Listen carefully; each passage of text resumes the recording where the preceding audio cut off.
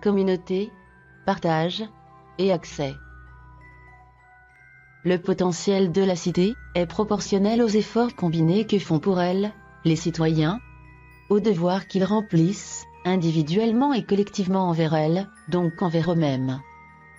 La cité peut et doit leur prodiguer, en retour, les bienfaits dont elle est susceptible grâce à eux, des bienfaits à la hauteur de son potentiel.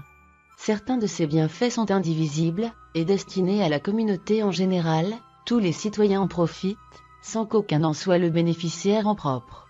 Exemple de l'abri collectif. En revanche, d'autres bienfaits n'existent, pour les citoyens, que s'ils les reçoivent réellement, personnellement et également. Exemple de la chasse collective, dont le produit est destiné à nourrir les citoyens individuellement. Les bienfaits de cette deuxième catégorie, consistant en services et en produits, peuvent soit être partagés de manière relativement égale entre les citoyens, soit être libres d'accès à tous, de sorte que l'égalité porte alors, non sur les parts, mais sur le droit. Le principe égalitariste du partage, ou du rationnement, prévaut lorsqu'il n'y a pas beaucoup et que chacun doit recevoir un peu.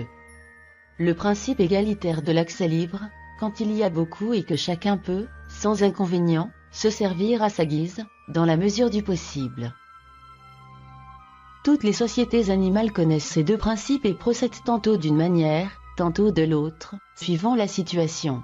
Nos sociétés humaines modernes, notamment occidentales, connaissent l'abondance et devraient appliquer le principe du libre accès pour les citoyens, c'est-à-dire que la citoyenneté devrait conférer le droit d'accéder librement au marché. Mais il n'en est rien.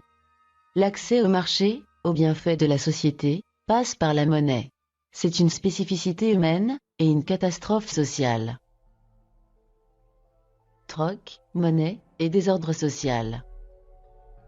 Fut un temps lointain, où les communautés humaines suivaient les principes de l'ordre social et vivaient en harmonie, à l'instar de toutes les sociétés animales. Mais ce qui fait la spécificité de l'homme a fait aussi le malheur du citoyen. L'homme a la capacité de saisir, de penser, d'évoluer, de fabriquer, ce qui, progressivement, l'a amené à échanger les productions, entre communautés et entre individus, d'abord sur le mode du troc, puis via la monnaie, qui n'est jamais qu'un troc, dans lequel l'objet réel acquis est échangé contre un bien représenté par des unités de valeur, matérielles ou virtuelles, appelées monnaie. C'est là que tout a basculé. Le troc, qui consiste, pour des individus, à échanger entre des objets qu'ils possèdent et à mettre ainsi ces objets en équivalence, a introduit dans la société une mentalité individualiste et matérialiste.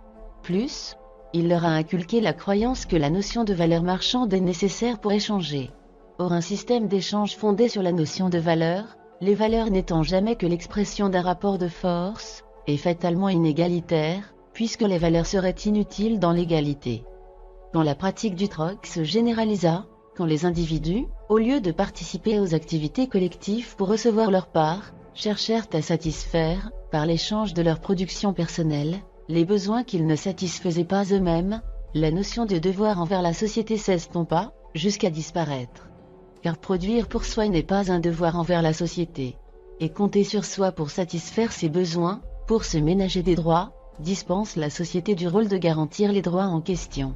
Ainsi, alors que l'échange perpétuait sous une autre forme la complémentarité et l'interdépendance des hommes, il les dépouillait en même temps de leur caractère de citoyens, les réduisait à des individus, et anéantissait la société de l'intérieur, ce dont elle ne s'est toujours pas relevée.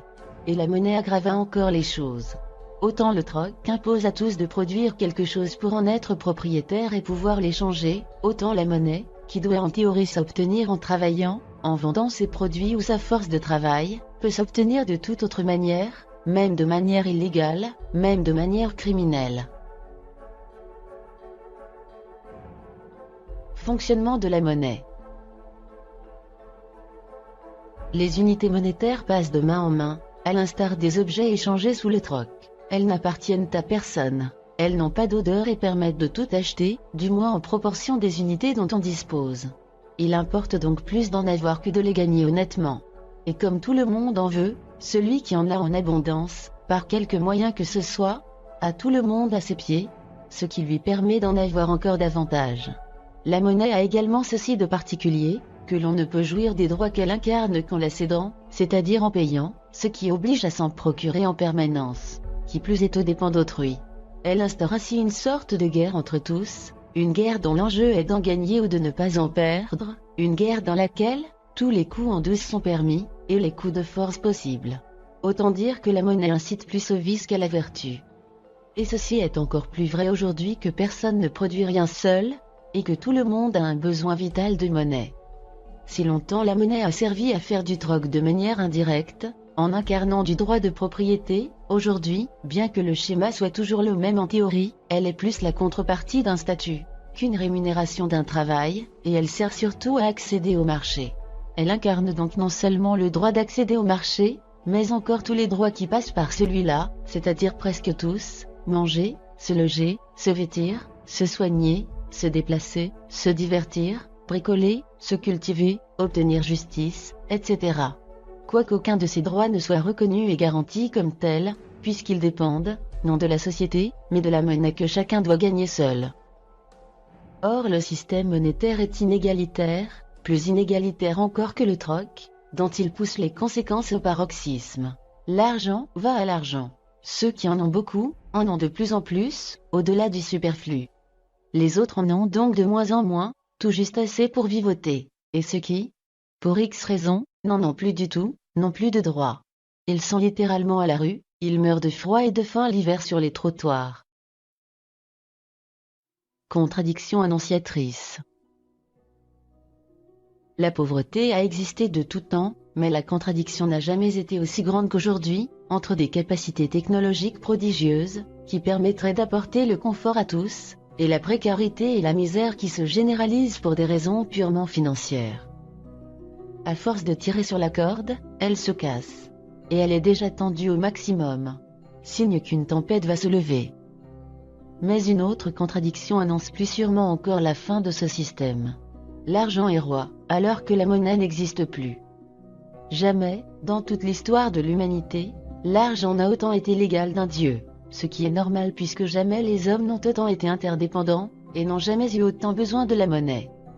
Or, paradoxalement, la monnaie disparaît. Physiquement.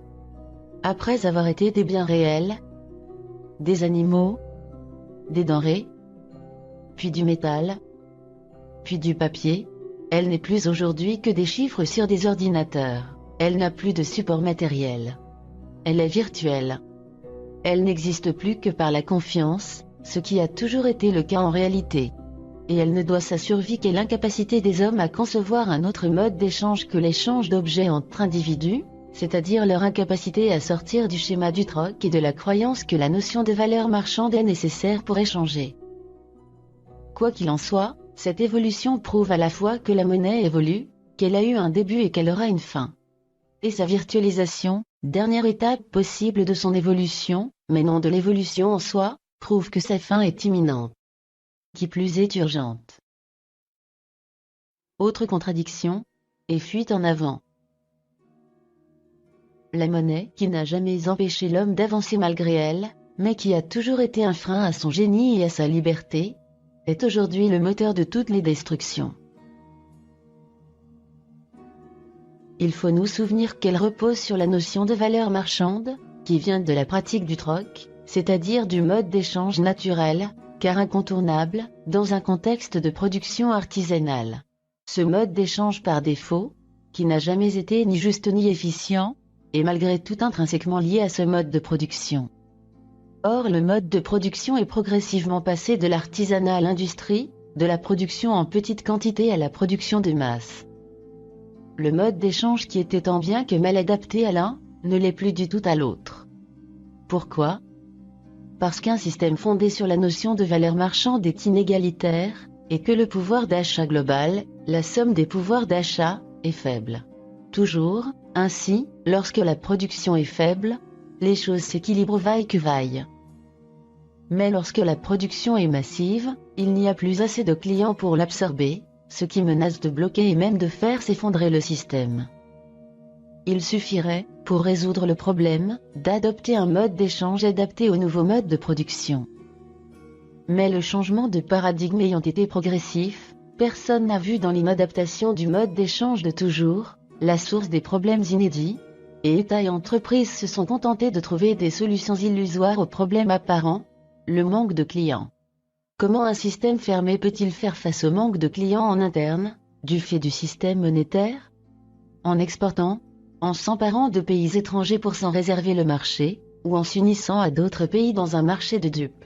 En augmentant les salaires, dans l'idée d'augmenter la demande, en développant le crédit à la consommation, en baissant les salaires, donc les coûts de production, donc les prix, dans l'idée que cela augmentera la demande, en faisant appel à de la main-d'œuvre immigrée, moins payée, ou en faisant produire moins cher à l'étranger, toujours dans l'idée que baisser les coûts de production augmentera la demande, en augmentant purement et simplement la masse monétaire, enfin, en dématérialisant la monnaie, en faisant d'elle une abstraction, ce qu'elle est du reste, afin de pouvoir augmenter arbitrairement et indéfiniment la masse monétaire. Mais toutes ces solutions, mises en œuvre tantôt par les États, tantôt par les entreprises, si elles peuvent avoir quelque succès à court terme, vont rarement dans le sens de l'intérêt général, et atteignent vite leurs limites, quand elles ne tournent pas au désastre. Ce ne sont jamais que des fuites en avant, des tours de passe-passe, des tricheries pour maintenir, dans l'intérêt de quelques-uns, un système monétaire à bout de souffle, qui n'a jamais fait le bonheur des peuples, et au nom duquel tout est désormais voué à la destruction.